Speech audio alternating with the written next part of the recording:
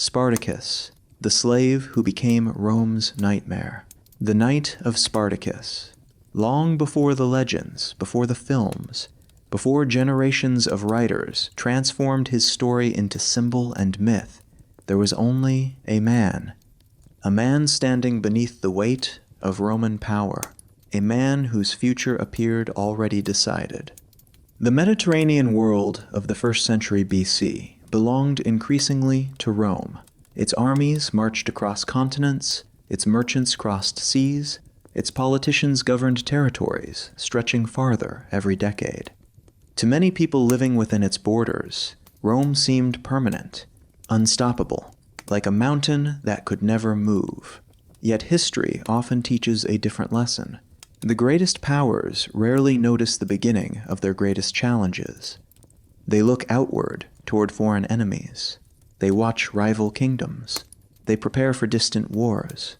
Meanwhile, danger quietly grows much closer to home. Tonight, as darkness settles across southern Italy, we travel to one such moment. The year is 73 BC. The moon hangs above the countryside near the city of Capua. Crickets sing among the grasses. A cool breeze moves through olive groves and vineyards. Farmhouses sit silent beneath the stars. Most people sleep. They do not know that before morning arrives, a small group of men will set events into motion that will shake the Roman Republic. These men are not senators. They are not generals. They are not kings. They are slaves. Inside the gladiator school at Capua, the atmosphere is different from the peaceful countryside outside. Stone walls surround the compound. Guards patrol the grounds. Weapons are carefully controlled. Every movement is watched. The men housed here belong to someone else. Their bodies are property. Their futures are property. Even their victories belong to their owners. The gladiator school is both prison and training ground. Each day follows a familiar rhythm. Training, discipline, exhaustion, preparation. The purpose is simple: to create fighters capable of entertaining Roman crowds. Many will die in the arena. Some will survive long enough to become famous. None are truly free. Among them is a Thracian known to history as Spartacus. The ancient sources tell us frustratingly little about the details of his early life. History often preserves the stories of emperors, while allowing the lives of ordinary people to fade into silence. Yet even through that silence, a picture begins to emerge. Spartacus was not born a gladiator. He was not born a slave. Somewhere beyond Italy, in the rugged lands of Thrace, he spent his early years in a world very different from Rome. Thrace was a frontier land, a place of forests and mountains. A place where villages clung to valleys and warriors defended territory against rivals and invaders. Life there required resilience. The landscape itself demanded it. Winters could be harsh. Conflicts could erupt quickly. Survival often depended upon courage, adaptability, and strength. These qualities would remain with Spartacus throughout his life. Though he could not yet know it, they would one day make him one of the most famous rebels in human history. At some point, Rome entered his story. Perhaps through war, perhaps through military service, perhaps through circumstances lost forever to time. However it happened, he eventually became a slave, one man among millions, one life absorbed into the machinery of Roman expansion.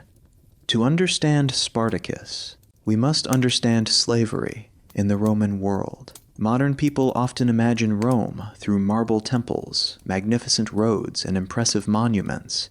But beneath those achievements stood an enormous labor force. The empire depended upon slaves. They harvested crops. They mined precious metals. They served wealthy households. They worked construction projects. They powered the economy. Some historians estimate that in certain parts of Italy, slaves may have represented a significant portion of the population. Their labor helped create Roman prosperity, yet prosperity came at a terrible human cost. For many slaves, freedom existed only as a memory. Families were separated, identities erased, lives controlled by the decisions of others. Every morning began under someone else's authority. Every evening ended beneath someone else's ownership. Spartacus understood this reality. Chapter 1. The Night of Spartacus. He was a slave, a gladiator, a former soldier, and he led the largest slave rebellion in Roman history. He defeated Roman forces in the early days of the war. He shocked the empire, and then he vanished into legend. This is Spartacus. The night is cold, the torches burn low, and somewhere beyond the walls of Rome, chains are breaking. They called him a slave. They trained him to fight for the crowd. They expected him to die in the arena. But Spartacus did something Rome never expected. He ran, not into the darkness as a coward, not into the darkness as a fugitive. He ran into it as a beginning, and from that night forward, the Roman Republic would never forget his name. This is the night of the gladiator, the night of the escaped slave, the night of Spartacus. He was not Roman.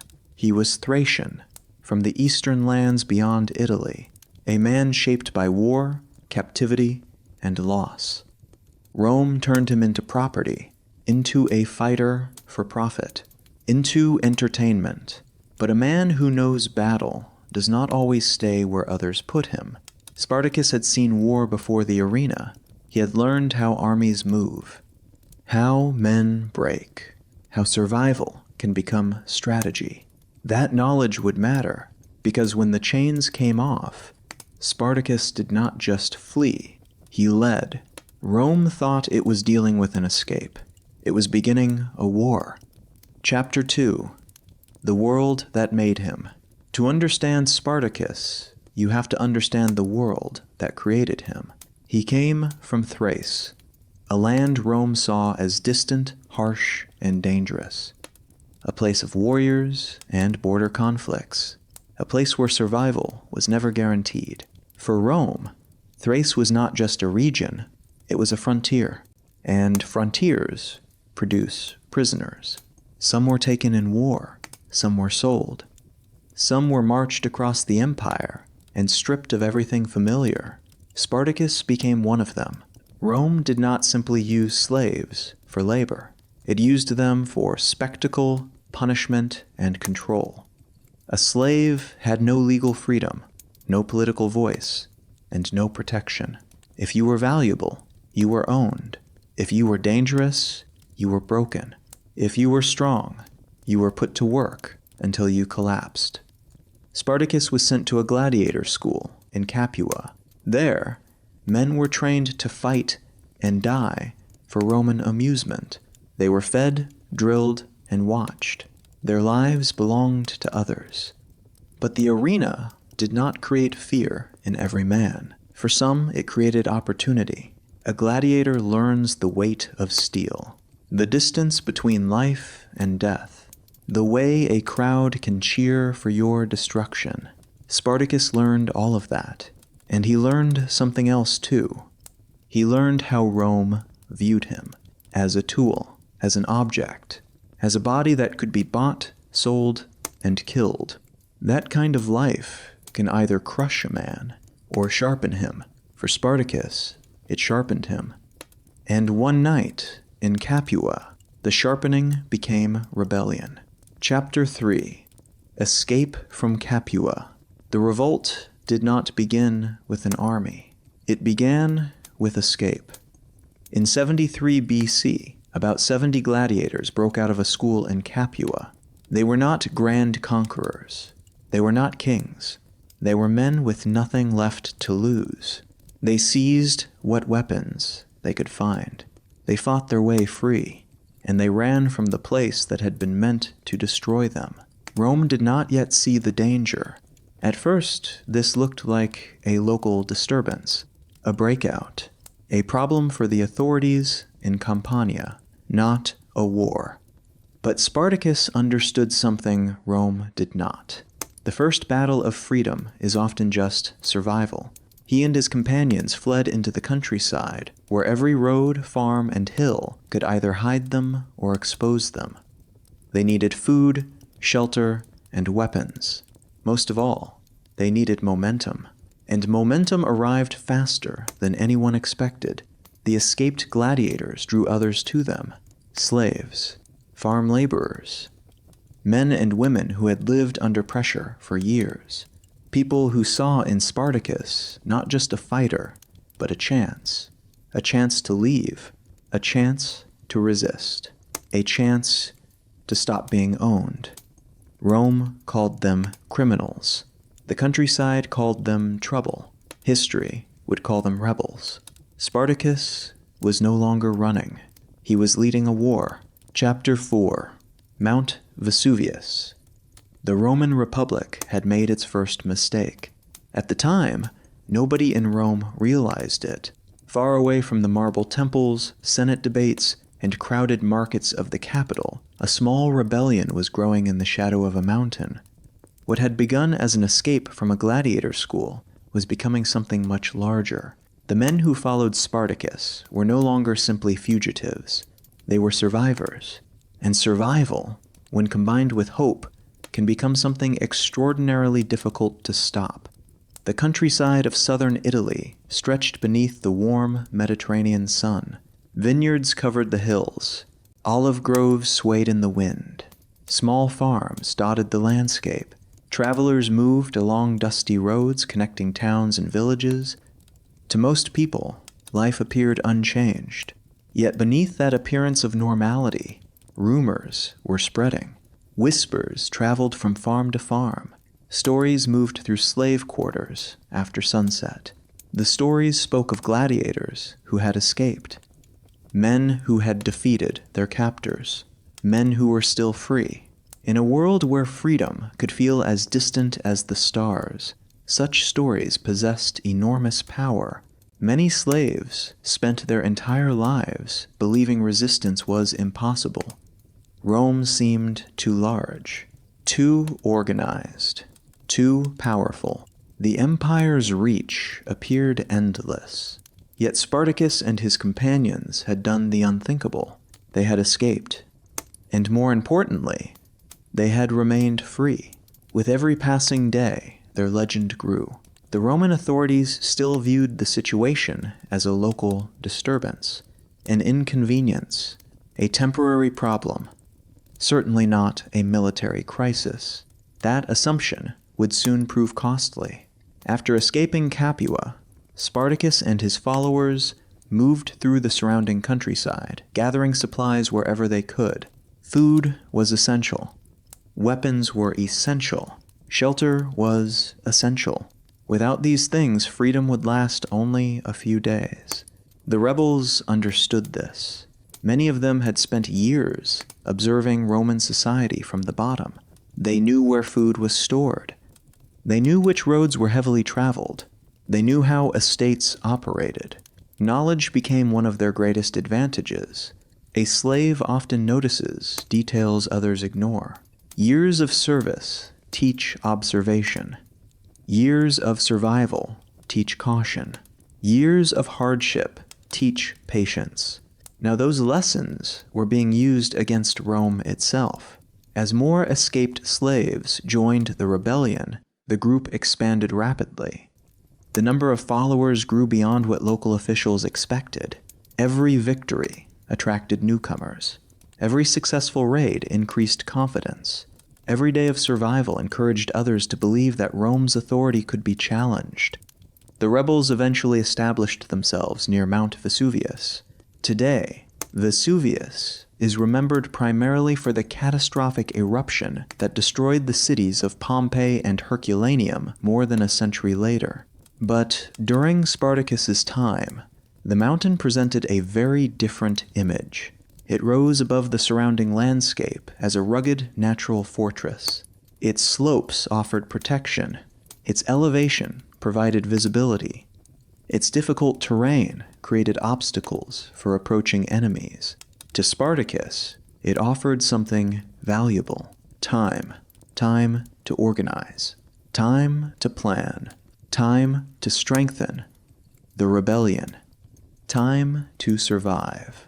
The mountain became a refuge, yet it was also a trap. At least, that is what the Romans believed. When Roman forces arrived to deal with the rebels, their commanders felt confident. Why wouldn't they? They faced escaped slaves. The Romans possessed military experience, authority, and resources. The outcome appeared obvious. The rebels occupied high ground. Their avenues of escape seemed limited. The Roman commander believed he had cornered them. The plan was simple: block the obvious routes. Wait. Allow hunger, exhaustion, and desperation to do the work. Eventually, the rebels would surrender or attempt a hopeless escape. Either way, Rome would win. It was the kind of strategy that made perfect sense on paper. But history is filled with plans that seemed perfect before reality intervened.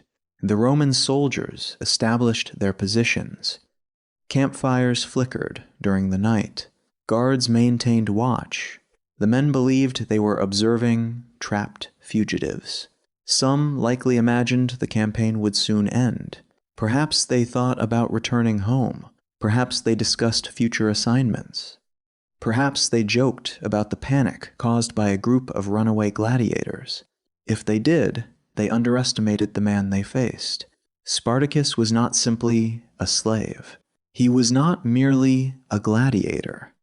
Before his captivity, he had likely experienced military life. He understood terrain. He understood surprise. He understood that battles are often won before the fighting begins. Most importantly, he understood something the Romans had forgotten. Desperate people can be extraordinarily creative. The situation on Mount Vesuvius appeared hopeless.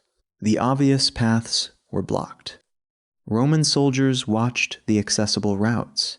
The rebels lacked the numbers and equipment required for a direct assault.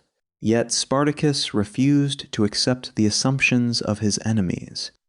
Instead of focusing on the obvious, he searched for the unexpected. Somewhere along the steep slopes of the mountain, there existed terrain so difficult that the Romans considered it impassable, dangerous, unusable, impossible.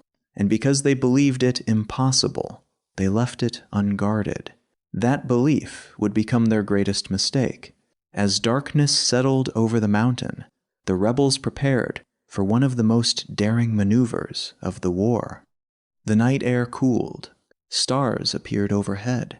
The sounds of the Roman camp drifted upward through the darkness. Below, the soldiers believed they controlled the situation.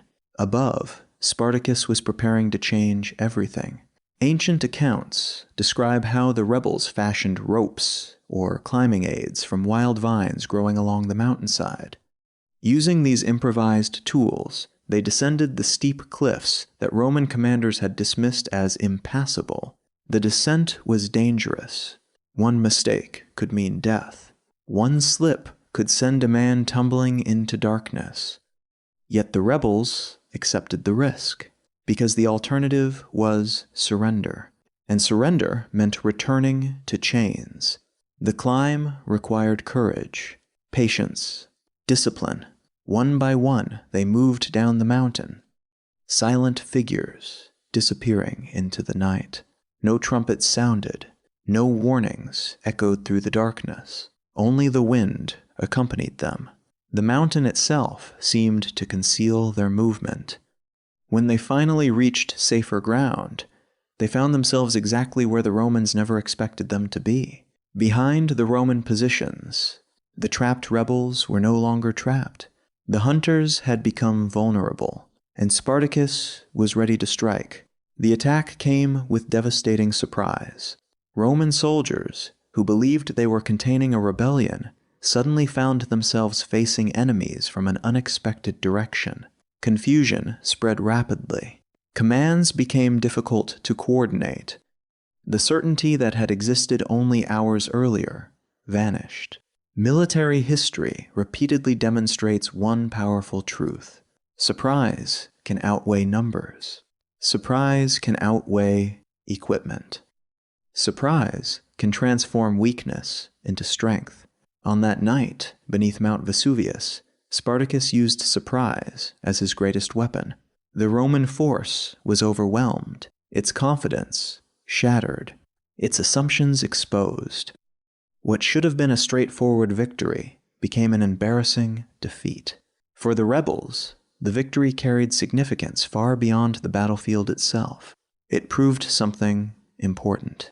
Rome could be beaten, not permanently, not everywhere, but beaten nonetheless. That realization changed everything. Chapter 5. Rome underestimates the revolt. News traveled slowly in the ancient world. There were no newspapers arriving at dawn, no messages crossing continents in seconds, no endless stream of information flowing through glowing screens. Instead, news moved with travelers, with merchants, with soldiers, with letters carried along dusty roads. Sometimes it moved quickly, sometimes it arrived distorted, and sometimes, by the time it reached those in power, events had already changed.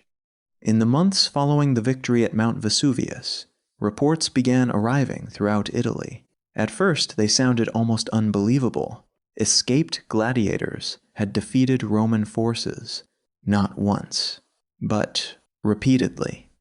A rebellion that should have been crushed had instead grown stronger. Each messenger seemed to bring fresh stories, more victories, more recruits, more unrest. For local officials, the situation was becoming increasingly difficult to ignore. For Rome itself, however, acceptance came slowly. Great powers often struggle to recognize new threats, especially when those threats emerge from unexpected places. Rome was accustomed to facing kings, generals, foreign armies, powerful rivals. It was not accustomed to fearing slaves. The Roman Republic had spent centuries building its reputation. Its armies had conquered territories across the Mediterranean. Its citizens took pride in military success. Its leaders believed deeply in the superiority of Roman institutions. That confidence had produced extraordinary achievements. But confidence, when left unchecked, can become arrogance, and arrogance often blinds powerful nations to danger. Many Roman officials viewed Spartacus through the lens of social status. They saw a slave, a gladiator, a man who, according to their understanding of society, should never have posed a serious challenge. This assumption influenced their decisions.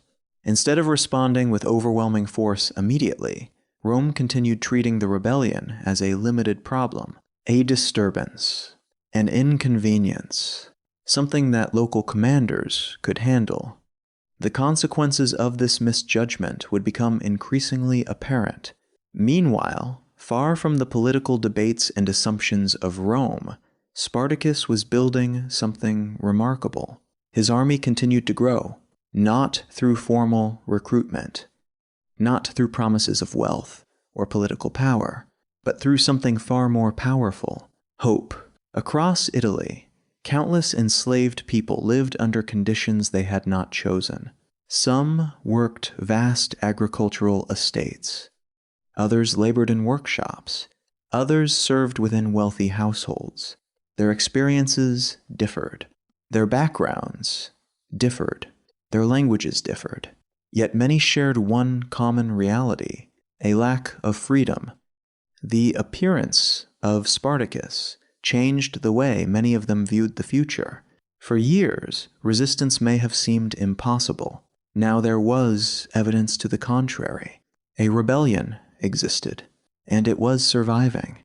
More than surviving, it was winning. That distinction mattered. Many rebellions die quickly. They are crushed before they can inspire others. Spartacus had avoided that fate. His victories created momentum. Momentum attracted people, and people created more momentum. The cycle continued. With every passing week, the rebel force became larger. Farm workers slipped away during the night. Runaways traveled across difficult terrain, seeking the rebel camps. Others joined after hearing stories from travelers. Some arrived carrying tools that could be transformed into weapons. Others brought knowledge of local roads and estates. Still others arrived with nothing except determination. Each new arrival strengthened the movement, but growth created challenges as well. An army is not simply a collection of people. It is a living system. It requires food, water, organization, leadership, discipline. The larger Spartacus's force became, the more difficult these challenges grew. Feeding a few dozen fugitives was one thing. Feeding thousands was another. Every day required planning. Every movement required coordination. Every decision carried consequences. Food shortages could trigger unrest. Poor discipline could destroy morale. Internal disagreements could fracture the rebellion from within. Spartacus faced pressures that extended far beyond the battlefield. He was no longer merely escaping Rome. He was leading people. And leadership brings responsibilities that victories alone cannot solve. The rebel camps reflected this growing complexity. Around evening fires, thousands of individuals gathered from different regions and backgrounds. Some spoke different languages. Some had spent years as slaves. Others had escaped more recently. Many carried personal grievances, stories of separation, stories of punishment, stories of lives interrupted by conquest and captivity. Each person brought unique experiences, yet all found themselves united by a common goal: freedom. The meaning of that word varied from person to person. For some, freedom meant returning home. For others, it meant revenge against former masters. For still others, it simply meant surviving another day without chains. Holding together such a diverse movement required extraordinary leadership. Spartacus appears to have understood this challenge.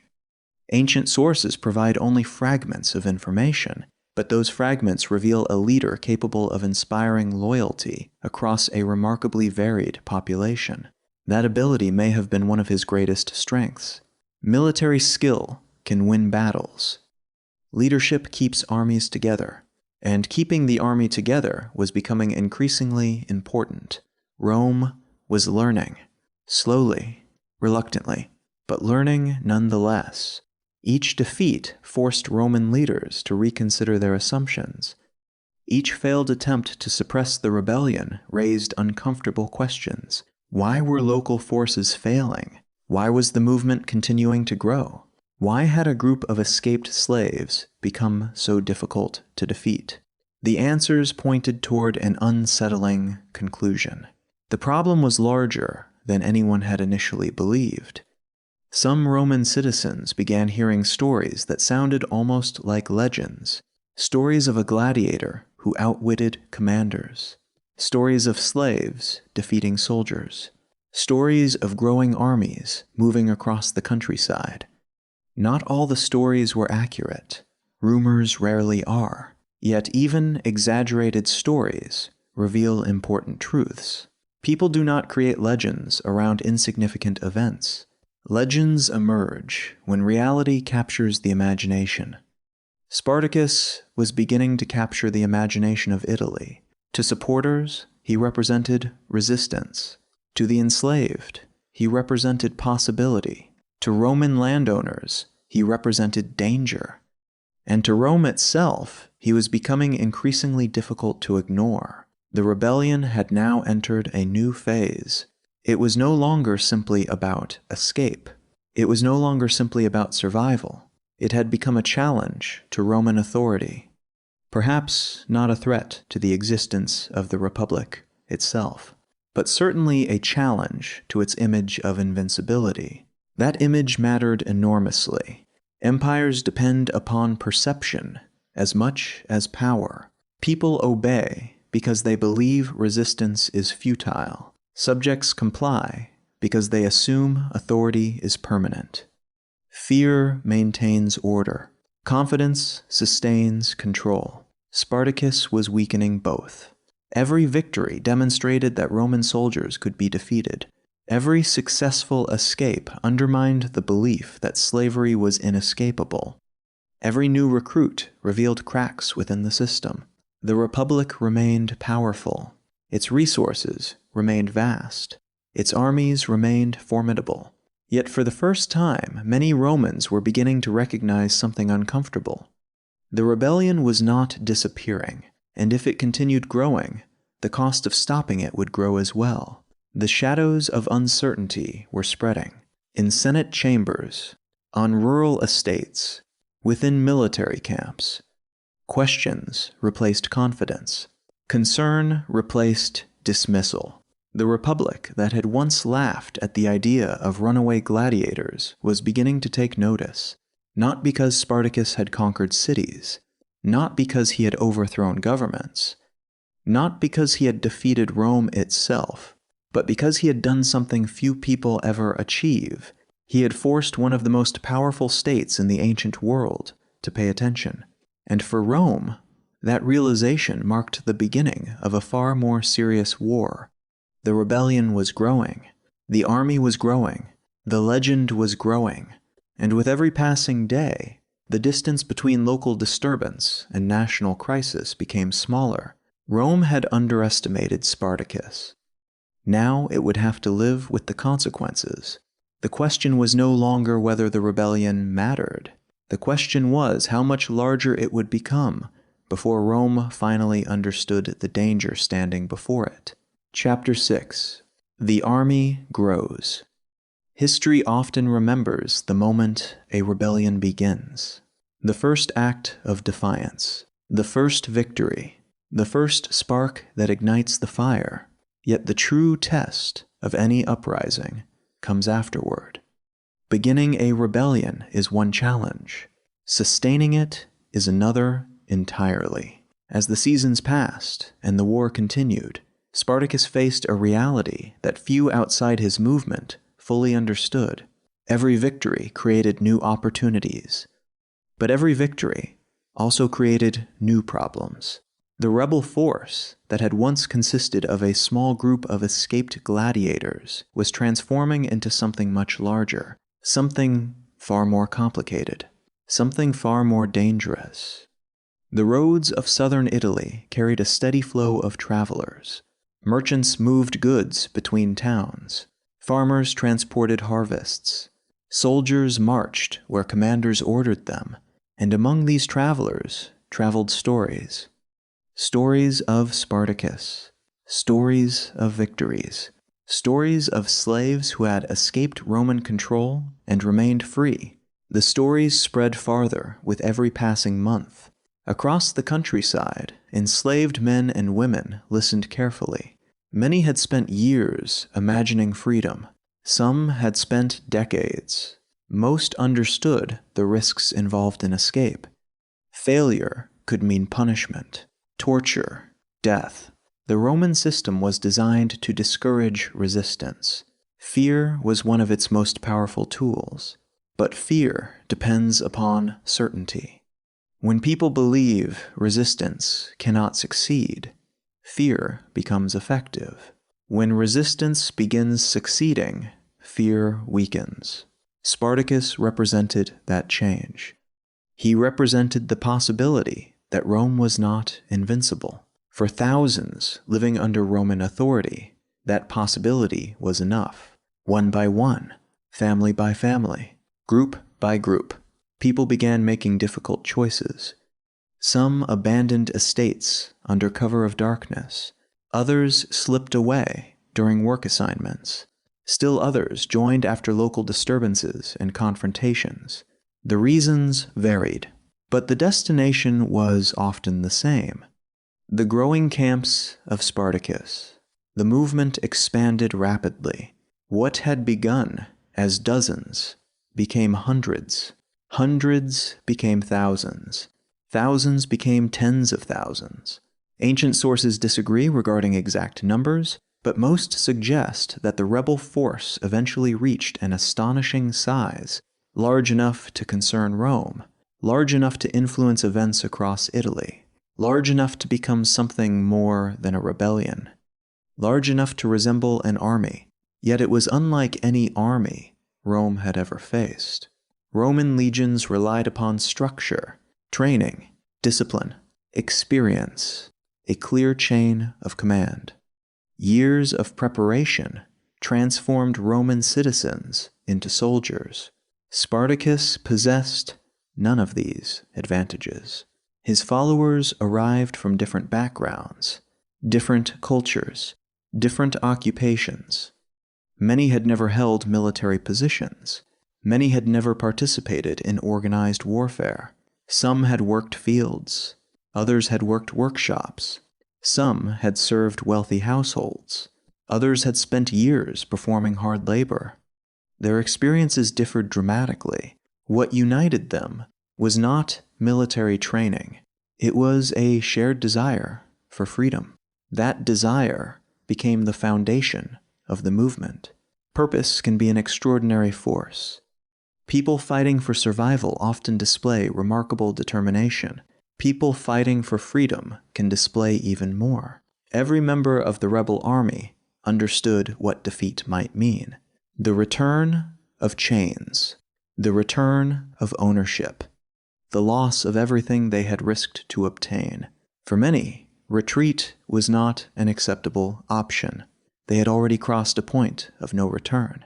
The camps of Spartacus gradually developed their own rhythm. Days began before sunrise. Tasks needed completion. Food needed gathering. Weapons needed maintenance. Watch positions needed staffing. Thousands of people living together required constant effort. Life inside the rebellion was far from easy. Popular imagination sometimes portrays freedom as a sudden transformation, a dramatic moment after which all hardships disappear. Reality is rarely so simple. Freedom from Roman masters did not eliminate hunger. It did not eliminate exhaustion. It did not eliminate uncertainty. The rebels remained vulnerable. Food shortages remained possible. Military defeat remained possible. Internal conflict remained possible. Every day carried risks, yet despite those hardships, people continued joining. That fact alone reveals how difficult life under slavery had been. If thousands chose uncertainty over stability, it suggests that the stability they left behind was not stability at all. It was captivity. Spartacus found himself leading one of the most unusual forces in ancient history. Not a kingdom, not a nation, not a professional military. Instead, he led a movement composed of individuals who had decided they would rather risk death than return to slavery. Such a force possesses unique strengths and unique weaknesses. Its motivation can be extraordinary. Its discipline can be inconsistent. Its courage can be impressive. Its unity can be fragile. The larger the army became, the more difficult it became to manage. Different groups possessed different priorities. Some dreamed of returning home. Others wanted revenge against former masters. Some sought wealth. Others sought safety. Not everyone envisioned the same future. Maintaining cohesion required constant leadership. It required trust. It required persuasion. It required decisions that not everyone would support. This challenge may have been one of Spartacus's greatest achievements. Military victories attract attention. Leadership sustains movements. Without leadership, even successful rebellions can collapse from internal disagreement. Ancient sources frequently emphasize Spartacus's ability to inspire loyalty. While details remain uncertain, his continued authority over such a large and diverse force suggests unusual talent. People followed him. Not because Roman law demanded obedience, not because wealth purchased loyalty, not because tradition granted legitimacy. They followed because they believed he could lead them. In many ways, that is the strongest form of authority. It must be earned repeatedly. Every decision matters. Every mistake carries consequences. Every success reinforces trust. Spartacus appears to have understood this reality. Meanwhile, Rome watched with growing concern. Reports arriving from the countryside became increasingly alarming. The rebellion was not shrinking. It was expanding. The problem could no longer be dismissed as a local disturbance. Too many people were involved. Too many victories had occurred. Too much attention had been generated. The Republic began recognizing that it faced something more serious than escaped slaves. It faced an organized resistance movement. This realization altered the political landscape. Questions emerged among Roman leaders. How had the rebellion grown so large? Why had previous efforts failed? What should happen next? The answers varied, but one conclusion became increasingly difficult to avoid. The rebellion required a stronger response. For Spartacus, however, success carried its own dangers. The larger his force became, the more visible it became. Small groups can disappear. Large armies cannot. Movement became harder. Supplies became harder. Secrecy became impossible. Every march required planning. Every camp required resources. Every decision affected thousands of lives. The rebellion had reached a point where simple survival was no longer enough. Long-term strategy became necessary. Where should the army go? What should its ultimate objective be? Should it leave Italy? Should it remain? Should it seek permanent refuge? Should it continue fighting? Questions like these became increasingly important. Unfortunately, history does not preserve every discussion that occurred within the rebel leadership. We can only glimpse fragments, yet those fragments reveal growing complexity. The rebellion was evolving. Its future remained uncertain, and uncertainty often creates tension. As evening settled across the camps, fires illuminated thousands of faces. Faces marked by hardship. Faces marked by hope. Faces marked by determination. Around those fires sat people who only months earlier had lived entirely different lives. Now they shared a common fate. Their futures depended upon decisions made by leaders. Their survival depended upon unity. Their freedom depended upon continued success. Above them, the stars crossed slowly through the night sky. The same stars that watched Roman senators debate. The same stars that watched armies march. The same stars that watched empires rise and fall. History rarely announces its turning points. Most people living through them do not recognize them at the time. Yet something remarkable was unfolding across Italy. An army, unlike any Rome had expected, was growing stronger.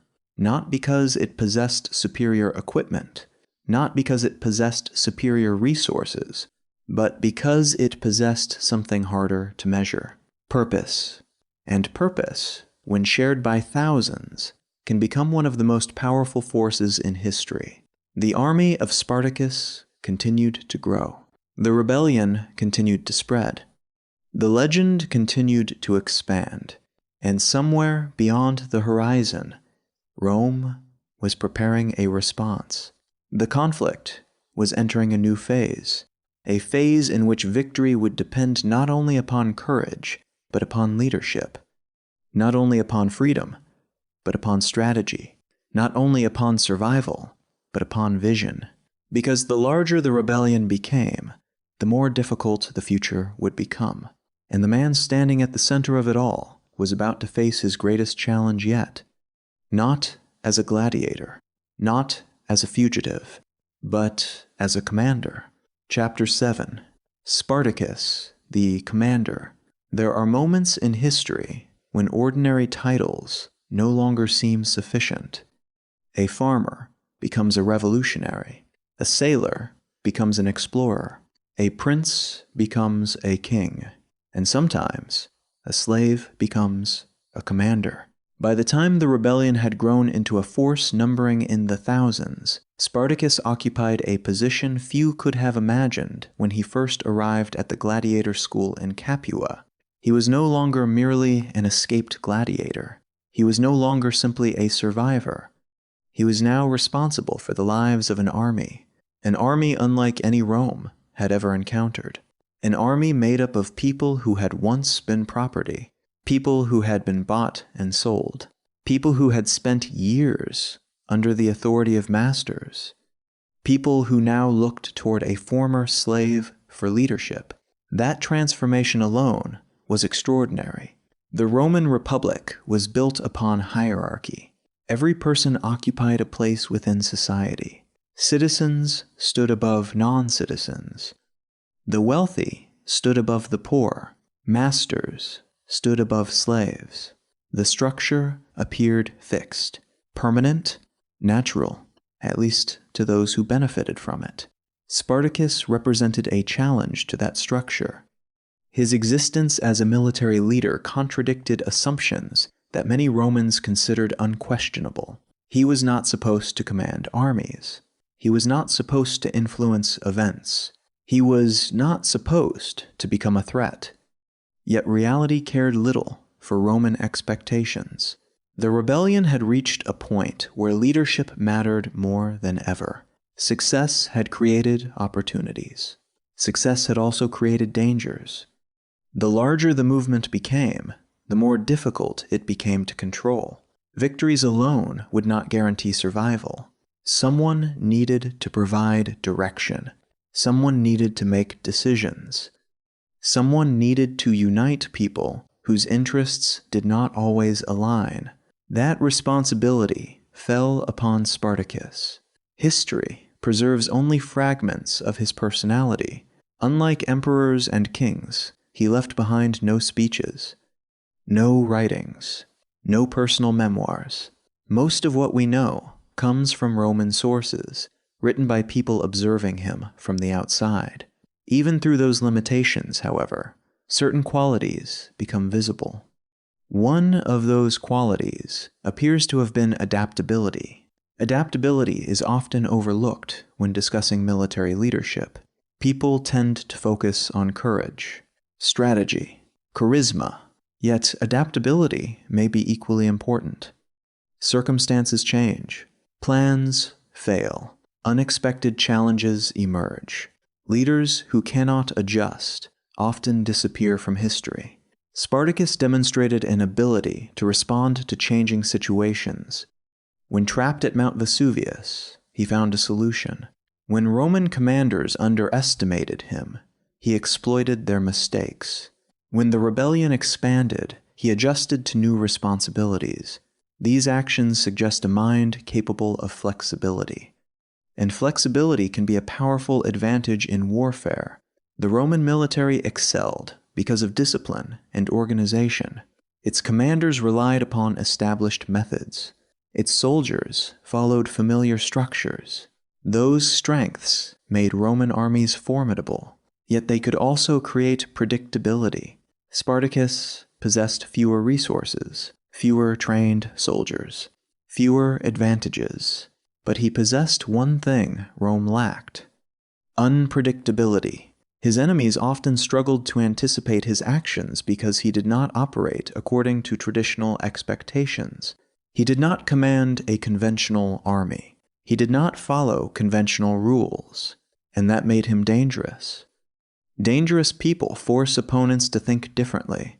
Throughout history, commanders have discovered that uncertainty can be as valuable as strength. An enemy who cannot predict your next move often becomes cautious. Caution slows decision-making. Slower decisions create opportunities. Spartacus repeatedly created such opportunities. Yet military skill alone cannot explain his success. An army of thousands requires more than tactics. It requires trust. Trust is difficult to earn under normal circumstances. It becomes even more difficult during war. People facing danger constantly evaluate their leaders. They watch decisions. They observe behavior.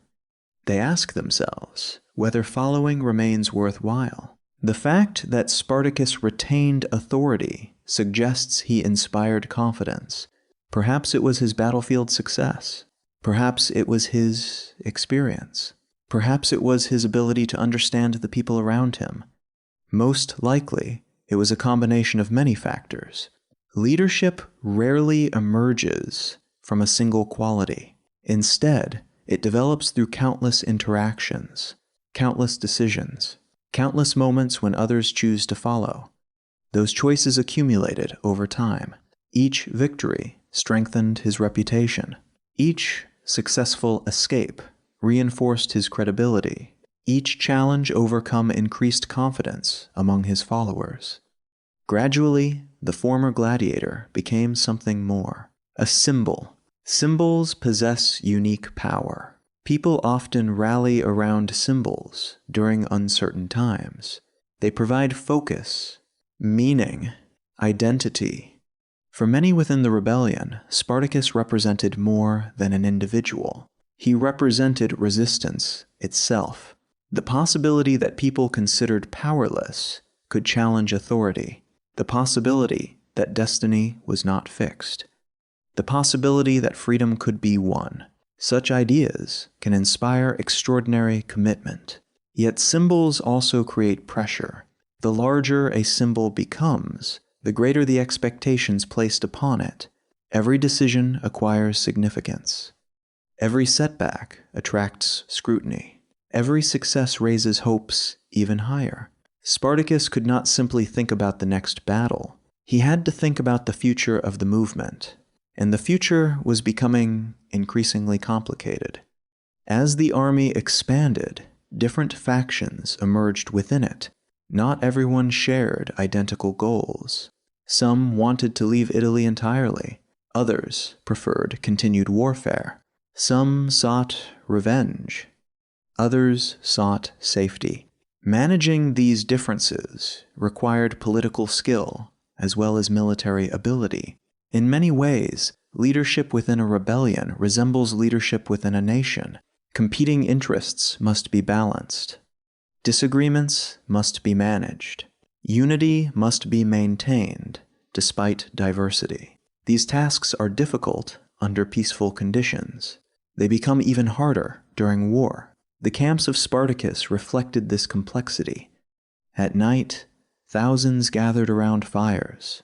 Conversations filled the darkness. Stories were exchanged. Plans were discussed. Arguments undoubtedly occurred. The movement contained people from different regions and backgrounds. Different languages could be heard. Different traditions could be observed. Different visions of the future existed. Yet despite these differences, the rebellion endured. That endurance speaks to the effectiveness of its leadership. Meanwhile, Rome watched carefully. Reports continued arriving from the countryside. The Senate received updates. Military commanders analyzed developments. Landowners expressed concern. The rebellion was no longer viewed as a temporary problem. Its leader was no longer viewed as a simple runaway slave. Spartacus had earned something unusual: respect from his enemies. Not admiration, not approval, but recognition. Recognition that he possessed genuine ability. Throughout history, the most dangerous opponents are often those initially dismissed. Once their capabilities become undeniable, circumstances have already changed. Rome was beginning to understand this lesson. Every campaign against Spartacus required resources. Every defeat damaged prestige. Every delay allowed the rebellion additional time to grow. The Republic remained powerful. No one doubted that. Yet power does not eliminate mistakes, and Rome had already made several. Those mistakes had helped transform a local uprising into a national crisis. At the center of that crisis stood Spartacus, the former gladiator, the former slave, the commander. As autumn winds moved across the Italian countryside, the rebellion continued its march. Thousands followed his leadership. Thousands trusted his judgment. Thousands believed he could guide them toward a future beyond slavery. Whether such a future was truly possible remained uncertain. The obstacles ahead were enormous. Rome possessed greater resources, greater manpower, greater organization. Time itself increasingly favored the Republic. Yet for the moment, Spartacus had achieved something remarkable. He had kept the rebellion alive. He had defeated opponents who underestimated him. He had transformed scattered fugitives into a fighting force. And perhaps most importantly, he had changed the way people thought. Across Italy, countless individuals now understood that resistance was possible. That realization could not be erased easily. Even if the rebellion ended tomorrow, its example would remain. The memory would survive. The stories would continue. The idea would persist. Ideas often outlive armies. They outlive governments. Sometimes they even outlive empires. As darkness settled over another rebel camp, Spartacus likely understood that the future remained uncertain. Victory was not guaranteed. Survival was not guaranteed. Nothing was guaranteed. Yet uncertainty cuts both ways. Rome could not predict the future either. Roman commanders could not know where the rebellion would strike next. Senators could not know how large it might become. Landowners could not know whether more slaves would join. The Republic faced its own doubts, its own fears, its own unanswered questions, and that uncertainty represented one of Spartacus's greatest achievements. He had forced Rome to worry. He had forced Rome to react. He had forced Rome to acknowledge his existence. For a man who had once been considered property, that was an extraordinary transformation. The commander stood at the center of a movement that continued growing. But growth brings new challenges. And beyond the next horizon awaited decisions that would shape the final course of the war. The rebellion had become an army. The army had found a leader. Now both would face their greatest test. The long march through Italy was about to begin. Chapter 8. The march through Italy. An army can win battles. An army can survive sieges. An army can defeat enemies stronger than itself. But eventually, every army must answer a simple question. Where are we going? For Spartacus and the thousands who followed him, that question became increasingly important as the rebellion continued to grow. The victories had been real. The successes had been undeniable. Roman forces had been defeated. The rebellion had survived challenges that many believed impossible. Yet survival alone could not determine the future. An army can remain in motion for only so long before decisions become unavoidable.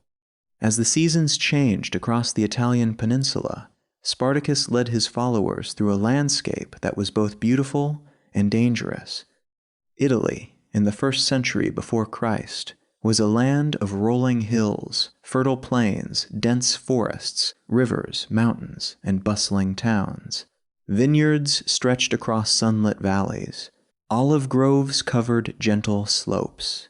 Farmhouses stood beside fields that had been cultivated for generations. Merchants traveled along roads built by Roman engineers. The countryside appeared peaceful. Yet beneath that appearance, fear and uncertainty were spreading. Every movement of the rebel army created new rumors. Every campfire visible in the distance sparked fresh concern. Every report arriving in Roman towns reminded citizens that a rebellion remained active. The army of Spartacus moved like a shadow across the landscape. sometimes appearing unexpectedly, sometimes disappearing before Roman forces could respond, sometimes striking where least expected. The movement itself became a weapon. Roman commanders often struggled to predict where the rebels would travel next. Traditional armies followed familiar patterns. They defended cities. They protected borders. They marched toward specific objectives. Spartacus operated differently. His force was not tied to a capital. It did not defend a kingdom. It possessed no permanent territory. That flexibility provided advantages, but it also created uncertainty. What exactly was the goal? Ancient historians debated this question, and modern historians continue to discuss it. Some sources suggest Spartacus intended to leave Italy. Others imply different objectives. The truth may be more complicated than any single explanation. Large movements rarely agree on one vision. Thousands of individuals carried thousands of hopes. Some wanted to return home. Others wanted to continue fighting. Some dreamed of freedom beyond Rome's reach. Others sought revenge against those who had enslaved them. The larger the army became, the more diverse its ambitions became, and diversity can create tension. For now, however, the march continued. The roads of Italy witnessed something extraordinary. An army composed largely of former slaves moving through the heart of Roman territory. It was a sight few Romans would have imagined possible. For generations, slavery had been woven into the fabric of Roman life. The institution appeared permanent, natural, unquestioned.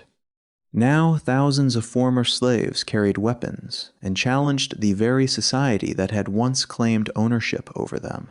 The symbolism was powerful, and symbols often matter as much as military victories.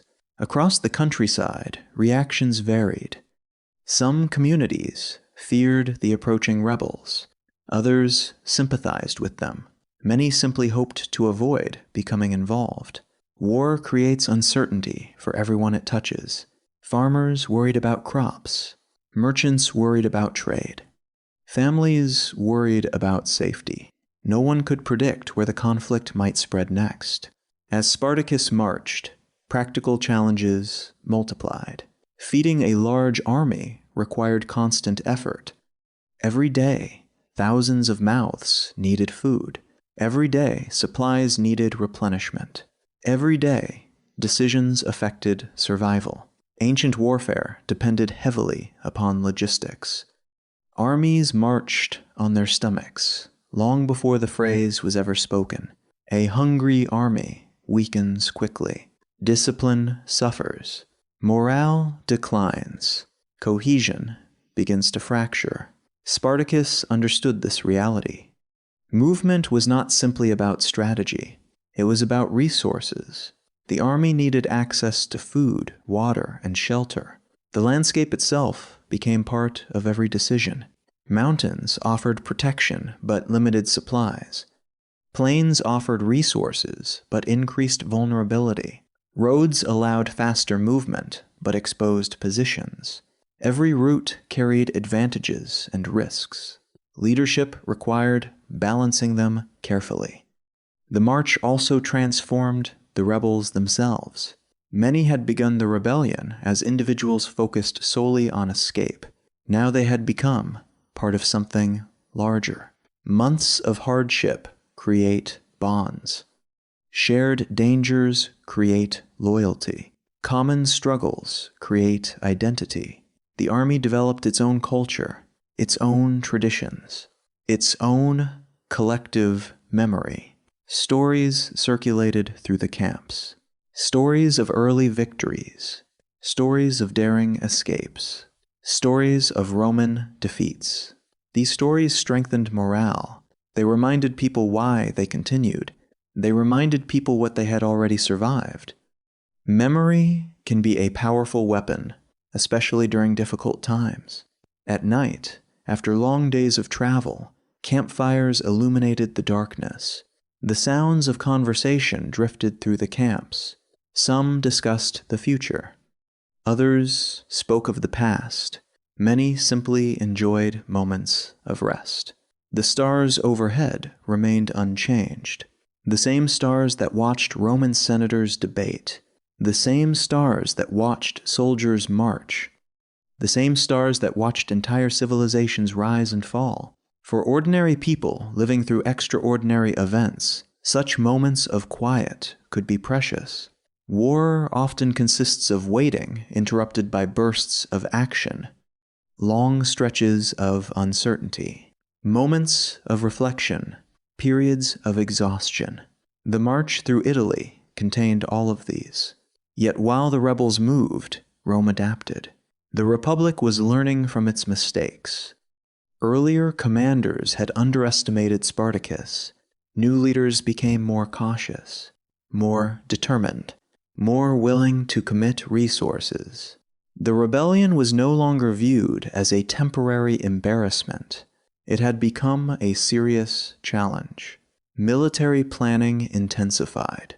Reports were analyzed carefully. Strategies evolved. The Roman state possessed immense resources. It could absorb setbacks. It could replace losses. It could continue fighting long after smaller enemies exhausted themselves. This reality represented one of Spartacus's greatest challenges. Winning battles was possible.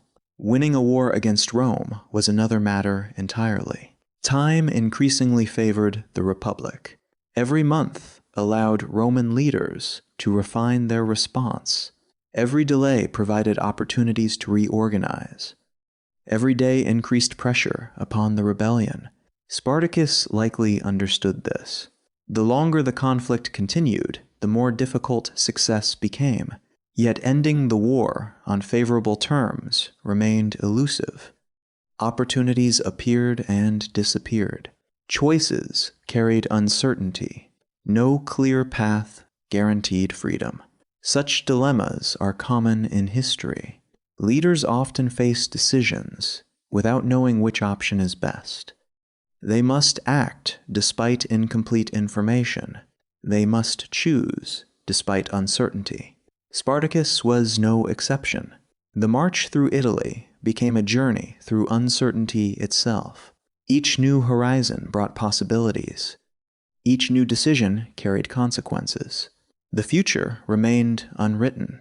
As the army moved northward through parts of the peninsula, some observers may have wondered whether the rebels intended to leave Italy entirely. The Alps lay far to the north. Beyond them existed lands outside direct Roman control. For many within the rebellion, reaching those distant regions may have represented the ultimate goal, a chance to escape, a chance to begin again, a chance to leave Rome behind forever. Yet history does not always follow the simplest path. For reasons still debated, the rebellion did not end with a mass departure from Italy. Instead, the conflict continued. The army remained. The war persisted. And with every passing season, the stakes grew higher. The march itself became part of the legend. Thousands of former slaves crossing the Italian landscape, defying expectations, defying assumptions, defying one of the most powerful states in the ancient world. Even those who opposed Spartacus could not ignore the scale of what had occurred. The rebellion had survived far longer than anyone predicted. It had traveled farther than anyone expected. It had become larger than anyone imagined. These achievements alone ensured its place in history. Yet the story was far from over. The road ahead remained uncertain. Rome was becoming increasingly determined. The rebellion faced mounting pressures. Internal disagreements lingered beneath the surface. Resources remained limited. The future grew more complicated with every mile traveled. As another evening settled across the Italian countryside, the camps prepared for rest. Fires flickered against the darkness. Voices softened. Guards took their positions. Above, the stars continued their silent journey across the heavens. Below, thousands of people slept beneath the open sky, dreaming of futures that remained uncertain. Some dreamed of home. Some dreamed of freedom. Some dreamed simply of surviving another day. And somewhere among them stood Spartacus, commander, former gladiator, former slave, leader of a movement that had already changed history. Yet ahead lay challenges greater than any faced before. The march had carried the rebellion across Italy. Soon it would carry them toward decisions that could determine everything. Because armies can survive uncertainty for only so long, eventually choices must be made.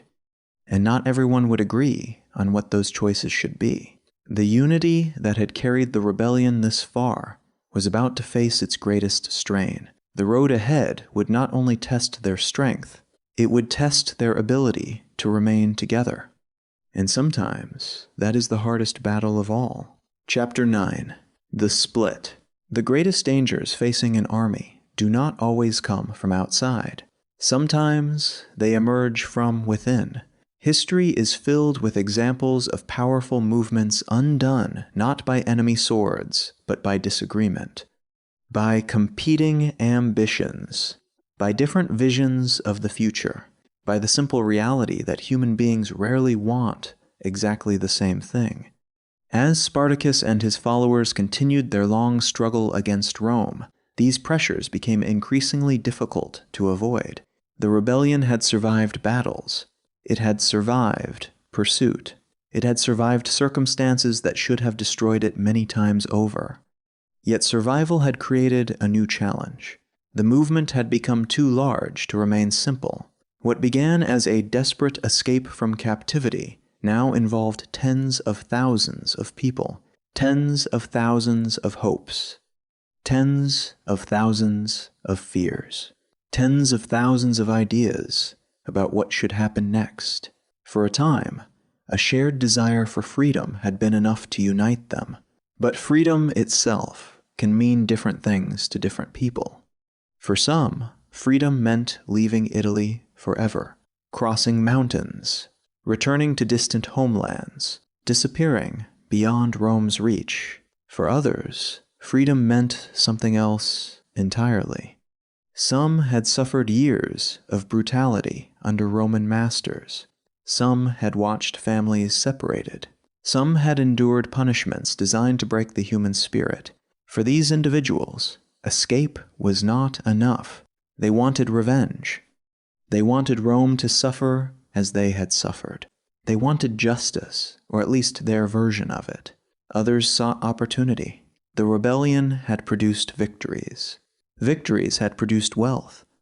Roman estates contained livestock, food, tools, and valuable goods. For some participants, the war offered possibilities that extended beyond simple survival. Every large movement attracts people with different motivations.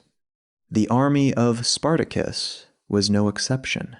As long as victories continued, these differences remained manageable. Success often conceals disagreements. People are willing to compromise when circumstances appear favorable. But as challenges increase, hidden tensions begin to surface. The farther the rebellion traveled, the more important strategic decisions became. Where should the army go? Should it leave Italy? Should it remain? Should it continue fighting? Should it seek safety? Should it seek confrontation? Questions like these rarely produce unanimous answers. Different leaders proposed different solutions. Different groups favored different paths. Ancient sources suggest that divisions eventually emerged among the rebel leadership. One of the most significant figures associated with these divisions was a leader named Crixus. Like Spartacus, Crixus had been a gladiator. Like Spartacus, he had escaped captivity. Like Spartacus, he had become an important figure within the rebellion. Yet, leadership often creates competing centers of influence. The larger an army becomes, the harder it becomes for a single voice to guide everyone. Followers gather around different personalities. Different commanders earn different loyalties. Gradually, separate visions begin to develop. The exact details remain uncertain.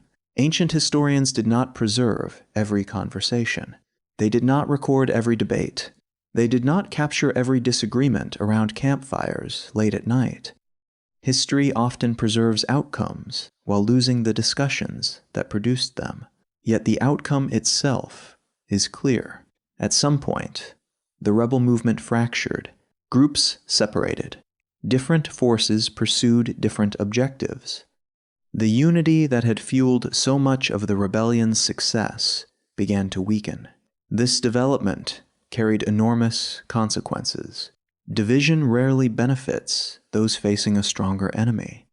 Rome possessed advantages in numbers, resources, and organization. The rebels had often compensated through mobility and unity. Splitting their forces risked weakening both. Yet, from the perspective of those involved, the decision may have appeared reasonable. People act according to the information and emotions available to them. What appears unwise in hindsight can seem logical in the moment. Imagine the atmosphere within the camps. Months of marching, months of fighting, months of uncertainty, thousands of individuals living under constant pressure. Exhaustion affects judgment. Fear affects judgment. Hope affects judgment. Everyone understood that the future remained uncertain. No one could guarantee success. No one could guarantee survival. In such circumstances, disagreements become almost inevitable. As different groups followed different paths, Rome observed carefully. The Republic had made mistakes earlier in the war. It had underestimated Spartacus. It had underestimated the rebellion. Now, Roman commanders searched constantly for opportunities. A divided enemy presents opportunities. Fragmented forces are easier to defeat. Competing leaders create vulnerabilities. The rebels may not have fully realized how valuable unity had become, or perhaps they realized it and simply could not preserve it. Either possibility reflects one of history's recurring truths. Maintaining unity is often harder than achieving it. The split exposed weaknesses that had previously remained hidden. Different factions possessed different priorities. Coordination became more difficult. Communication became more complicated. Mutual support became less reliable. The rebellion remained dangerous, but it was no longer quite the same movement it had once been. The consequences soon became apparent. Roman forces engaged separate rebel groups. Some encounters ended badly for the rebels. One of the most significant setbacks involved the followers of Crixus. Ancient accounts describe a major defeat in which many of his men were killed. The loss carried military consequences. It also carried emotional consequences. Every death represented more than a number. Every death represented a person, a story, a life, a friend, a companion. War often reduces human beings to statistics. Ancient historians frequently recorded casualties as numbers. Thousands killed, hundreds captured, entire units destroyed. Yet behind every number stood an individual, someone who had hoped for freedom, someone who had imagined a future, someone whose journey ended on a battlefield. The defeat of Crixus and his followers served as a reminder of the risks facing the rebellion. Success was never guaranteed. The Roman Republic remained powerful. Its armies remained dangerous.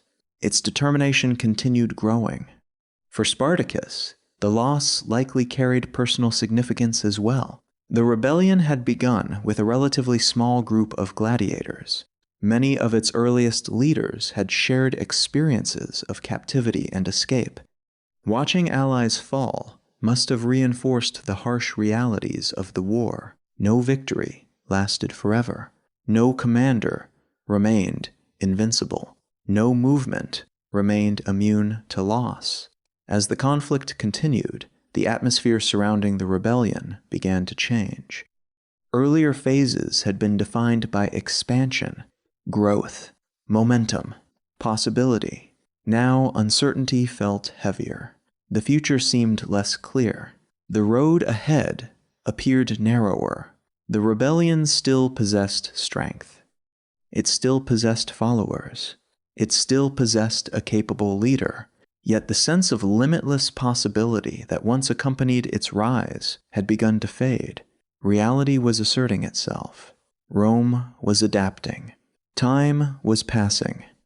Resources were being consumed. Lives were being lost. The war was entering a more difficult stage. Even so, Spartacus continued. History often focuses on victories and defeats, but endurance deserves attention as well. Continuing after setbacks requires its own form of courage. Continuing after losses requires determination. Continuing when the future appears, uncertain demands resilience. Spartacus demonstrated that resilience repeatedly. The rebellion survived the split. It survived defeats. It survived disappointments. Yet survival came at a cost. Every challenge consumed energy. Every setback reduced options. Every loss made future victories more difficult. The movement remained alive. But it was changing. The broad tide of expansion that had carried it across Italy was slowing. Pressure increased from every direction. The Republic grew more serious. Roman leaders prepared stronger responses. The space available for mistakes grew smaller. As another evening settled across the camps, conversations likely sounded different than they had months earlier. There was still hope, but there was also concern, still determination, but also uncertainty. The war had become more complicated. The future less predictable. Around countless fires, people wondered what would happen next. Would freedom remain possible? Could Rome still be defeated? Was escape still within reach? No one possessed clear answers. Not the newest recruit, not the oldest veteran, not even Spartacus himself. Yet one reality had become impossible to ignore. The rebellion was approaching a turning point. The divisions within the movement had weakened it. Rome was growing stronger. The conflict was becoming more dangerous. And somewhere within the Roman world, powerful men were preparing to take direct control of the situation. Men with wealth, men with influence, men determined to end the rebellion once and for all. Among them stood one figure whose arrival would change the course of the war, a man who possessed enormous ambition, a man who believed discipline could solve any problem, a man who intended to succeed where others had failed. His name was Crassus, and soon he would enter the story. Chapter 10. Crassus takes command. When Rome decided to finish the job, it turned to Marcus Licinius Crassus. Crassus was not sent because he was gentle. He was sent because he was effective. He understood discipline. He understood fear. And he understood how to crush a revolt before it became contagious. Crassus reorganized the Roman response and tightened the pressure on Spartacus. This changed everything. Spartacus was no longer fighting scattered local forces or commanders who underestimated him. He was facing the full force of Roman resolve. The war became a contest of logistics, endurance, and command. Could Spartacus keep his army fed and mobile? Could Crassus deny him space and time? Could the rebels escape the trap closing around them? Rome's advantage was not only numbers, it was structure. The Republic could replace losses. Spartacus could not. That imbalance is the hidden clock in the story. Every day favored Rome a little more. And every day made Spartacus's choices more desperate. Chapter 11. The trap closes. The rebel army had moved, fought, and survived. Now it was being cornered. Crassus pressured the rebels with fortifications and persistent pursuit. He did not need to win instantly. He only needed to reduce Spartacus's options. That is how empires often defeat insurgencies, not by one glorious battle, but by narrowing the world until escape becomes impossible. For Spartacus, the road was tightening. The army needed food. It needed movement. It needed a plan the rebels could still agree on. And each of those needs became harder to satisfy. Somewhere in this period, hope began to change shape. It was no longer hope of victory in the grand sense. It was hope of survival, hope of one more escape, hope of a path through the Roman net. But the net was closing, and when the final battle comes in a story like this, it is never only about swords. It is about time, about exhaustion, about fear, about whether a man can still lead when the future is disappearing. Chapter 12. The Final Battle. The final battle came in 71 BC. Spartacus and his army met the Roman forces in a last desperate confrontation.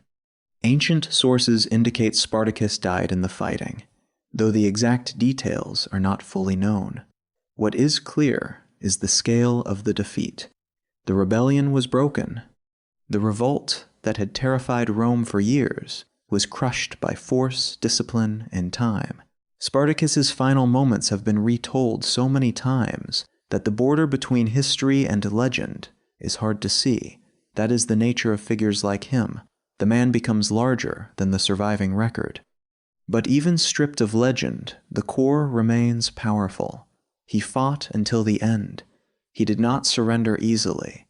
And the Roman Republic had to commit enormous resources to destroy the rebellion he built. That alone tells you how serious he became. He was never a Roman general. He never held official power. He never ruled a city, but he forced Rome to act like he mattered. Chapter 13. Aftermath and Terror. Rome answered the revolt with terror. Captured rebels were punished brutally, and the famous crucifixions along the Appian Way became part of the memory of the war. That spectacle mattered. Rome wanted Italy to remember the cost of rebellion. The message was not subtle.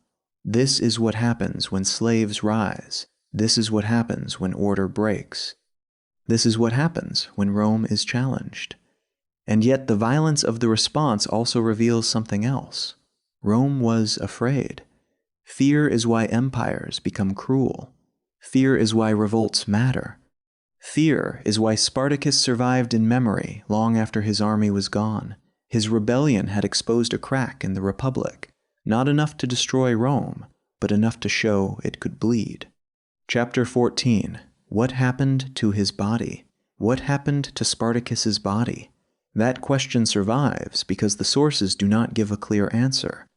Ancient accounts describe his death in battle, but his remains were not identified in a way history can verify today.